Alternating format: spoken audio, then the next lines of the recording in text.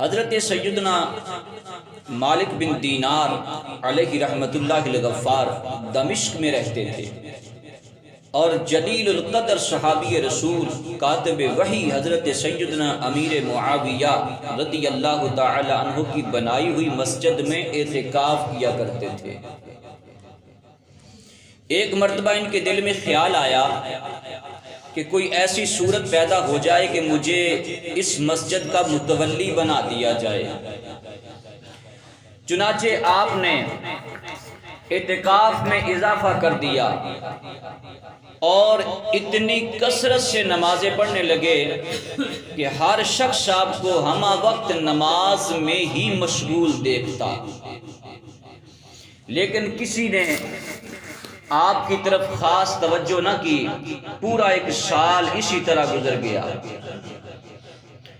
ایک مرتبہ آپ مسجد سے باہر تشریف لائے تو غیب سے ندا آئی، اے مالک تجھے اب توبہ کرنی چاہیے، تجھے اب توبہ کرنی چاہیے۔ یہ سن کر آپ کو ایک سال تک اپنی عبادت پر شدید رنج و شرمندگی ہوئی، اور اس دوران آپ اتنے اپنے قلب کو ریا سے خالی کر کے خلوص نیت کے ساتھ ساری رات عبادت میں مشغول رہتے ہیں۔ پہلے کیا نیت تھی کہ مجھے اس مسجد کا متولی بنا دیا جائے، اور اسی مسجد میں اعتکاف بھی فرماتے، مزید اضافہ بھی کر دیا، نماز کو مزید کثرت کے ساتھ پڑھنے لگے، نفلی عبادات کثرت کے ساتھ کرنے لگے۔ لیکن غیب سے ندا آئی کہ اے مالک بن دینار اب تجھے توبہ کرنی چاہیے۔ یہ عبادت کس لیے کی جا رہی ہے؟ اور اس دوران آپ اپنے قلب کو ریا سے خالی کر کے اب خلوص نیت کے ساتھ ساری رات عبادت میں مشغول رہتے۔ پھر ایک دن صبح کے وقت مسجد کے دروازے پر لوگوں کا ایک بہت بڑا مجمع موجود تھا، اور لوگ آپس میں کہہ رہے تھے کہ مسجد کا انتظام ٹھیک نہیں ہے، لہذا اسی شخص کو مسجد کا متولی بنا دیا جائے۔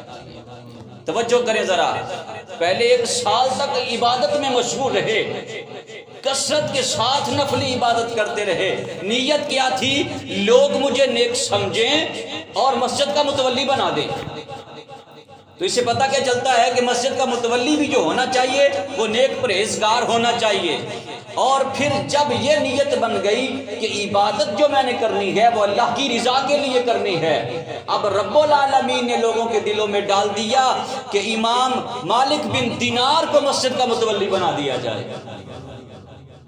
جب رب کی رضا کے لیے عبادت کرنا شروع کی، اللہ کی بندگی خلوص نیت کے ساتھ کرنا شروع کی، اب سارا مجمع اس بات پر متفق ہو کر آپ رحمت اللہ تعالی علیہ کے پاس پہنچا، اور آپ کے نماز سے فارغ ہونے کے بعد انہوں نے آپ سے عرض کی کہ ہم متفقہ فیصلہ سے آپ کو مسجد کا متولی بناتے ہیں، مسجد کا متولی بنانا چاہتے ہیں۔ یہ سن کر آپ نے اللہ عز و جل کی بارگاہ میں عرض کی، یا اللہ عز و جل میں ایک سال تک ریاکانہ عبادت کرتا رہا، اللہ اکبر، میں ایک سال تک ریاکانہ عبادت میں اس لیے مشغول رہا کہ مجھے مسجد کا متولی بنا دیا جائے، مگر ایسا نہ ہوا۔